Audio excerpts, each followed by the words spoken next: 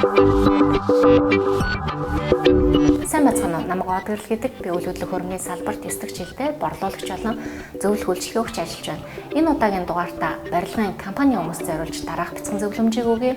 Барилгын компаниудын хувьд барилгын төлөвлөлтийг хийхдээ борлуулалтын төлөвлөгөөг хослуулж хийгээрэй зөвлөмөр байна. Учир нь барилгын бүтээн байгуулалт хийсний дараа борлуулалт хийх нь маш их цаг хугацаа алдсан ажил болдог.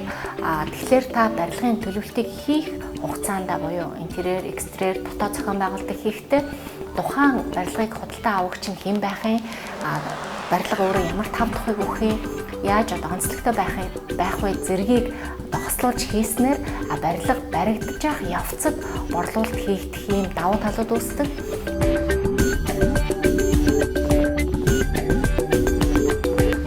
Тэгэхээр та барилгаа барьж эхэлж байгаа болвол тухайн барилгын нэрээс ахуулаад энэ төслийн хэмжээнд борлуулалтын төлөвлөгөөгөө маш сайн уялдуулж хийснээр таны борлуулалт амжилттай хийгдэх болно. Ингээд үргэлж зөвлөдөг үнж хамтрагч Меско Од гэрэлтэй байсан баярлалаа. Танд амжилт хүсье.